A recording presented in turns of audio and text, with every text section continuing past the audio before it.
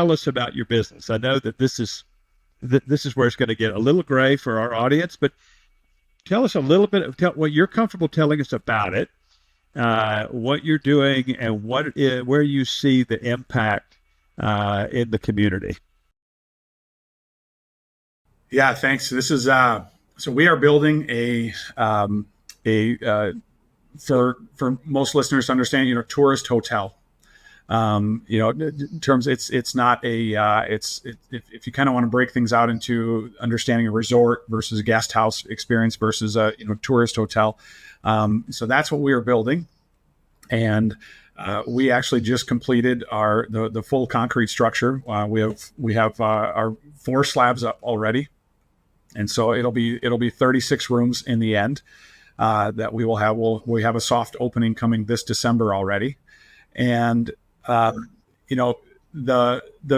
beauty of also running my flip business. I'm a real estate investor in the States, and the beauty of having that at the same time going hand in hand is just what massive credibility it has brought me.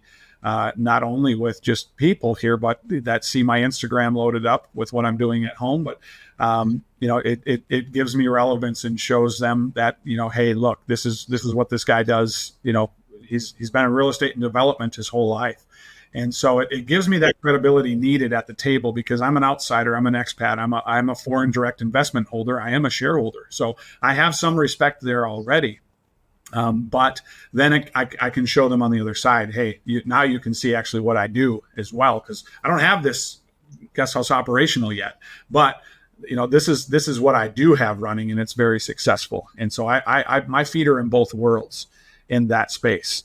Huge point you're making, Matt. Huge point that credibility, in some cultures they'll call it identity, is vital. If you come in, you show up, you got no roots, no visible means of financial support, no background in what you say you're doing. It's like, who would not be suspicious of that? I would, if it happened in my neighborhood. But but you're the real deal. And I know I had the same thing happen. I was working in Central Asia, and I was talking to a group of village elders about coming in and doing business development in their community, and they said, well, yeah, we'll think about it. You go away and we'll let you know.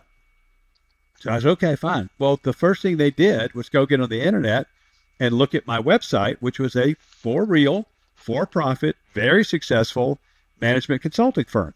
And they called me back 2 days later, said, okay, you can work here. We know you're real. And I thought, I get that. I respect that. And so I think that's vital. Do you have local shareholders as well, partners in the work, or is it just you and the bank? What's the... No, you have to have a local partner. You can't be here unless you're, some will say sponsored. Say if you just work for someone, you can get a job as an expat. And so many are seeking that route, and there's a lot lost there, looking for whatever you want to call it, creative access, or some kind of reason. But so I have a local shareholder partner, and we are even 50-50 partners, and love that man. We align, our core values align. We just connect on so many levels. We're actually the same age, been married the same number of years. We just married our daughters off last month. So it's a beautiful relationship of trust, deep trust, right? He's trusting me, I'm trusting him. And much respect is gained, and anything can be said. We can talk to each other about absolutely anything. And that part is means more than anything else that I could give. It's such a right answer. And